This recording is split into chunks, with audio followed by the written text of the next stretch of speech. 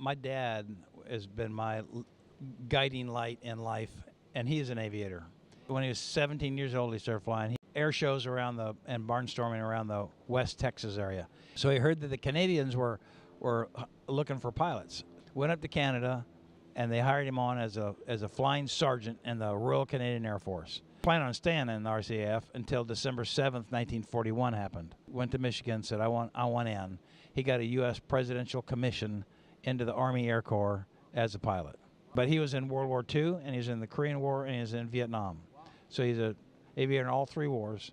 And he died in May a year ago. And he and my mom are buried together in Arlington National Cemetery. Oh, dude, that's awesome.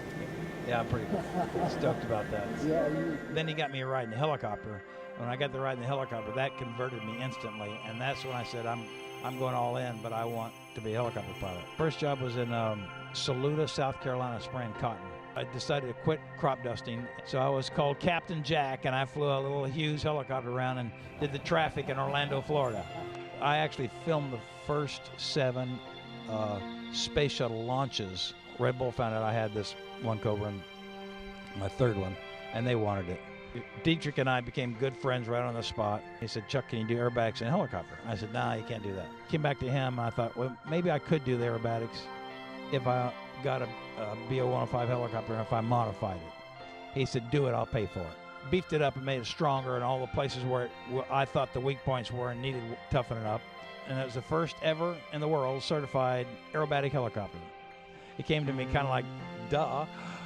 I gotta get on the end of the diving board and I gotta jump off myself. Over a period of about 3 months, I did at least 50 attempts where I'd try and do a loop. I'd go up and I'd go maybe 1 degree more and I'd chicken out and I'd fly out of it. And one day, it was a beautiful day like today is. It was crystal clear, it was cool, and it was just right. And I was already thinking, I'm going to my chicken point, I'm gonna roll out. And I got there, and that instant of a second, I said, okay, I'm going for it now.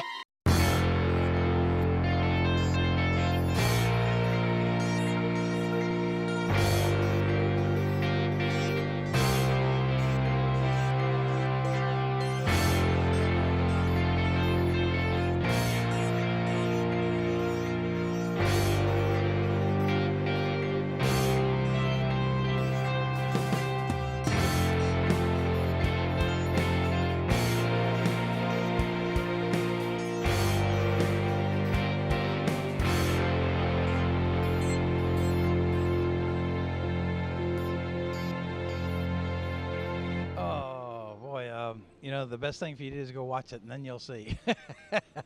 I didn't start out with the idea that I was going to fly air shows. It's sort of a dangerous vocation. It was a very long and circuitous route to get here. This is a trade-off of kinetic and potential energy. Kinetic energy, you're going fast. Potential energy, you're going high.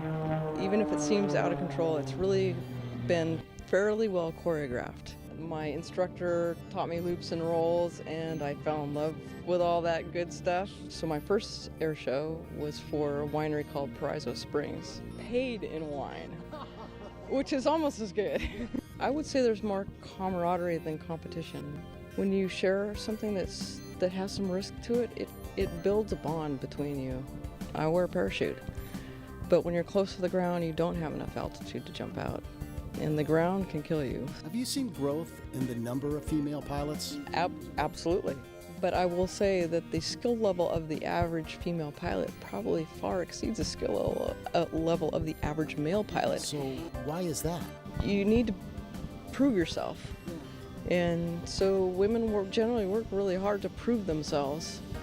Interacting with the kids, that's the best part of the whole air show. The ability to tell them if you have a dream, you can achieve it. That's pretty cool. Important is for young people to find what it is that they're passionate about.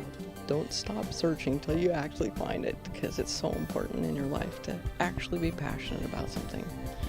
I couldn't live without flying.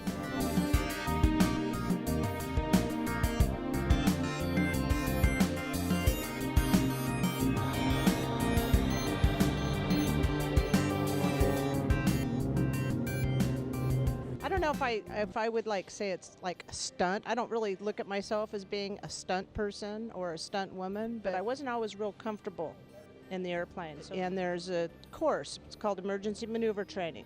And when I came back, I was so nervous, my legs were shaking. But what I learned, more importantly, is you got to face those fears. So if you have a fear of something, you have to do it. What I do today is I teach people. So I teach people how to fly upside down, and I teach them how to do loops and rolls and basic aerobatics. I do a lot of aviation safety and teaching people to be more comfortable in the airplane and find out what it's like to really be upside down in an airplane. What I learned, I can do anything if I want to. I just have to make up my mind that I want to do it, and then I can do it.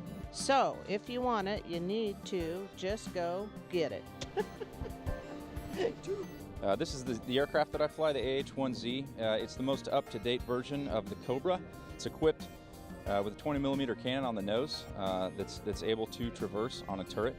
In the AH-1Z, there's two cockpits. Both cockpits are identical, and this is what he'll generally be using to operate the cameras on the front of the aircraft. What's special about this helmet is the sight display, this piece of glass that sits in front of our right eye. It provides information for us. It lets us know what the other pilot and the sensor, the cameras on front of the airplane, are looking at, and it also allows us to quickly suppress any sort of threat that's near the aircraft. The only thing I would say to anybody that's similar to the way I was, don't let failure stop you. I finally got to where I am now, which is flying these aircraft, and I love every minute of it, so don't let failure stop you. I'm Captain Richards from HMLA 169, and I'm a UH-1 Huey pilot. So it's going to be a utility helicopter, so it's going to have a multi-role mission. So one of the primary roles we're going to have is going to be close air support. So we're going to have our rocket and gun mounts right here, so we can have a 7 and 19 shot rocket pod. Up in front, we're going to control the rockets with our handheld control units. Just so you can get a subject matter expert on it, I'm going to bring one of my grunners, Corporal Hood. I'm Corporal Ashley Hoods. We also have ball dummy tracer, armor piercing explosive incendiary, and multiple rounds that we shoot from the 50 cal. So basically we're shooting between 11 and 12 rounds per second. If we need to do a search and rescue mission, we also have a rescue hoist that we can attach to the same place as the gantry.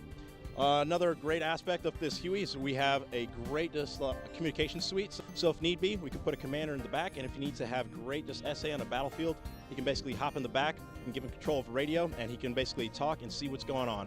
It's a very useful platform. It's possibly the most used aircraft in the Marine Corps right now, and I'm definitely very privileged to fly it, and I love every minute of it. For me, initially I start off as enlisted. Then when you really need it, when you really need that close air support, or you need to basically get pulled out of an LZ, I mean, this is the thing that you want overhead.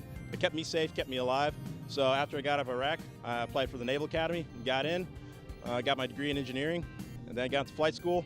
My CO in flight school definitely told me that it's a lifetime of learning, and it is absolutely that. So if there's any young ladies out there that have the dream to do this, just put in a lot of hard work and you'll get there one day. And here I am today, a Huey door gunner.